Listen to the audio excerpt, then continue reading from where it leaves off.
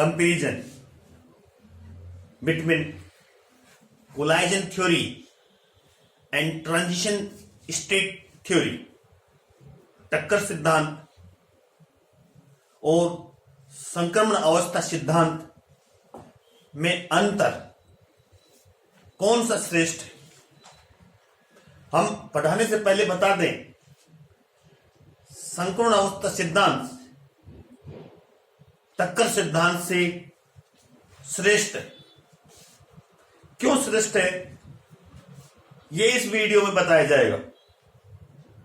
उसके बाद आप कमेंट्स करके भी इसके बारे में पूछ सकते हैं, अक्सर क्यों श्रेष्ठ है। Transition state theory is better than collision theory. अब हम बताने जा रहे हैं किस तरह से ट्रांजिशन स्टेट थ्योरी, जिसको एक्टिवेटेड कॉम्प्लेक्स थ्योरी भी कहते हैं, टक्कर सिद्धांत से श्रेष्ठ है। क्योंकि नंबर एक, जब बड़े और जटिल अणुओं की अभिक्रियाओं की गति काइनेटिक्स का अध्ययन में टक्कर सिद्धांत अधिक उपयुक्त नहीं पाया गया। जो टक्कर सिद्धांत है, कोलाइजन थ्योरी है, बड़े अणु और जटिल रिएक्शन के काइनेटिक्स का अध्ययन किया गया टक्कर सिद्धांत द्वारा, तो उसमें टक्कर सिद्धांत उपयुक्त नहीं पाया गया, सही परिणाम नहीं देते। किसमें? सरल अभिक्रियाओं में तो टक्कर सिद्धांत सही रिजल्ट देता है, सही परिणाम देता है, परंतु जटिल अभिक्रियाओं में, बड़े अणुओं की अभिक्रिया में टक्कर सिद्धांत सही परिणाम, एक्यूरेट रिजल्ट नहीं देता है। क्योंकि जटिल अणु साधारणतः हार्ड स्फीयर की भांति व्यवहार नहीं करते। आप समझ गए ना? जो जटिल अणु है, कॉम्प्लेक्स मॉलिक्यूल्स है, वो हार्ड स्फीयर, दृढ़ गोलों की भांति व्यवहार नहीं करते। जबकि टक्कर सिद्धांत किस मॉडल पर आधारित है? हार्ड स्फीयर मॉडल पर आधारित है।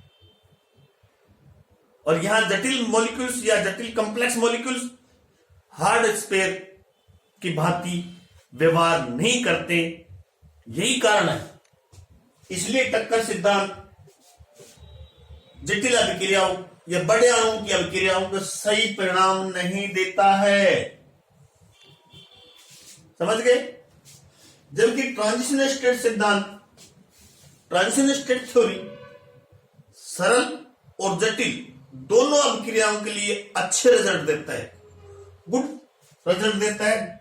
सभी प्रकार की अभिक्रियाओं के लिए सही परिणाम देता है, अच्छे रिजल्ट देता है। तो कौन सा श्रेष्ठ हुआ? ट्रांजिशन स्टेट थ्योरी श्रेष्ठ हुई, क्योंकि चाहे सरल अभिक्रियाएं हो, चाहे जटिल अभिक्रिया हो, जो रिजल्ट आएगा वो बिल्कुल सही, एक्यूरेट आएगा।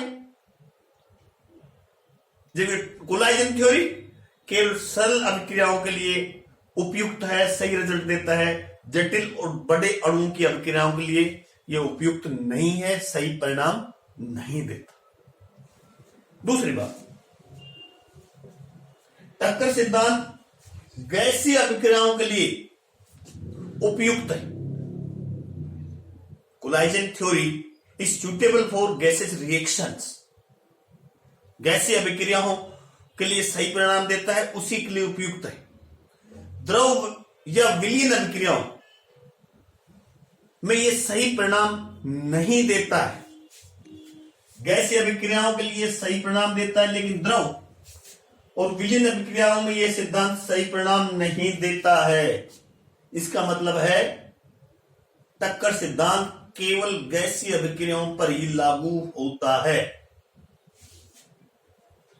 ये विलीन और द्रव वाली अभिक्रियाओं पर लागू नहीं देता, और न ही इसके जो रिजल्ट हैं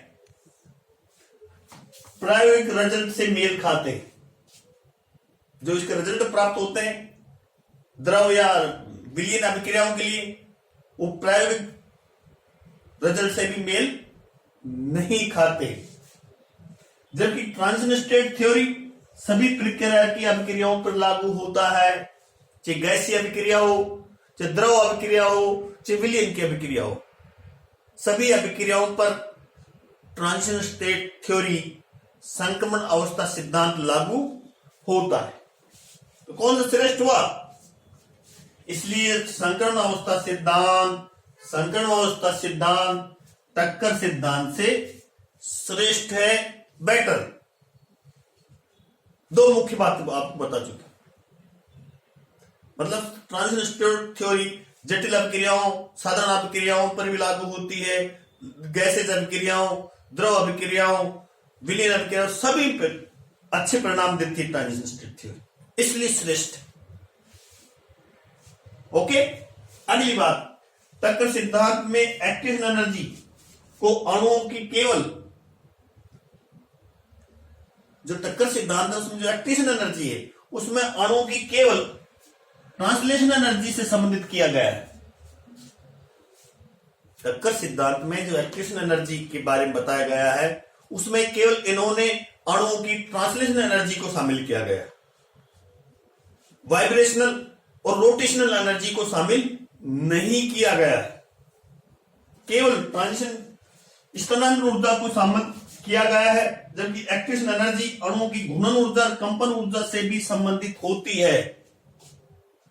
टक्कर सिद्धांत में जो एक्टिवेशन एनर्जी है उसमें केवल, पुनः सुन लीजिए, ट्रांसलेशन एनर्जी को शामिल किया गया है, जबकि वास्तव में एक्टिवेशन एनर्जी में ट्रांजिशन एनर्जी, वाइब्रेशन एनर्जी और रोटेशन एनर्जी तीनों से ही कोरिलेटेड रहती है, संबंधित रहती है। यही कारण है कि टक्कर सिद्धांत अणु की कठोर गोलों के रूप में माना जाता है। यही कारण है जो टक्कर सिद्धांत है वो हार्ड स्फीयर अणु को मानते हैं, क्योंकि उसमें केवल ट्रांसलेशन एनर्जी पर ध्यान दिया गया है, रोटेशनल और वाइब्रेशन एनर्जी पर ध्यान नहीं दिया गया है। इसलिए टक्कर सिद्धांत अणु को हार्ड स्फीयर के रूप में मानता है, उसके अनुसार उसकी व्याख्या करता है। लेकिन ट्रांजिशन स्टेट सिद्धांत में अणुओं की ट्रांसलेशन, वाइब्रेशनल और घूर्णन तीनों ऊर्जाओं को शामिल किया गया है। ट्रांजिशन स्टेट सिद्धांत में अणुओं की तीनों ऊर्जाओं को महत्व दिया गया है, स्थानांतरण ऊर्जा, घूर्णन ऊर्जा और कंपन ऊर्जा। ओके, अगला पॉइंट, टक्कर सिद्धांत में माना गया कि अभिक्रिया वेग प्रभावी टक्करों की पर निर्भर करता है।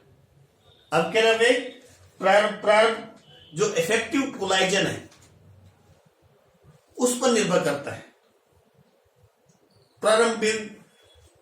प्रभावी टक्करों पर निर्भर करता है, इफेक्टिव कोलाइजन पर निर्भर करता है। अभिक्रिया वेग प्रभावी टक्करों पर निर्भर करता है। जैसे ट्रांजिशन स्टेट सिद्धांत में अभिक्रिया वेग किस पर निर्भर करता है? एक्टिवेटेड कॉम्प्लेक्स संकीर्ण संकुलों के विघटन की आवृत्ति पर निर्भर करता है।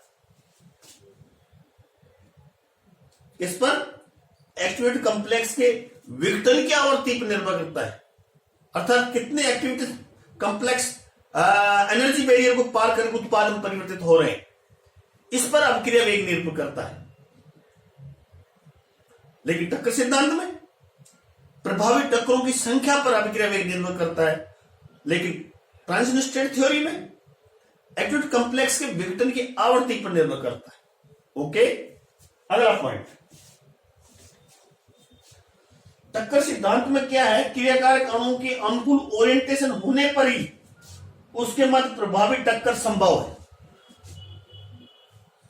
टक्कर सिद्धांत में क्या होता है? अब जो अणु है उसका अभिविन्यास अनुकूल होना चाहिए टक्कर के लिए, तभी प्रभावी टक्करें होगी।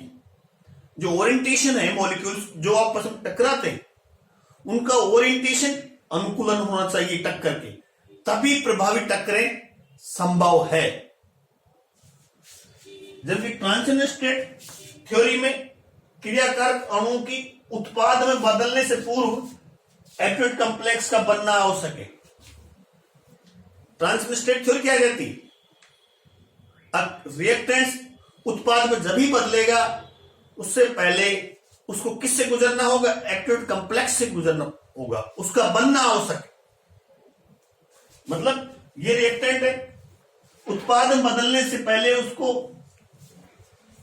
एक्टिवेटेड कॉम्प्लेक्स का बनाना आवश्यक है। इसमें ट्रांसलेशनल थ्योरी में, लेकिन कोलाइजन थ्योरी में क्या गया था? प्रभावी टक्करें का मतलब कब प्रभावी टक्करें होंगी?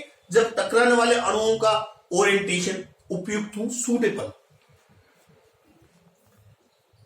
तो इन सब बातों से यही निष्कर्ष निकलता है कि टक्कर सिद्धांत की तुलना में ट्रांजिशन स्टेट थ्योरी, संक्रमण अवस्था सिद्धांत श्रेष्ठ है सभी प्रकार की अभिक्रियाओं पर, जटिल सरल अणु सब पर यह सिद्धांत लागू होता है।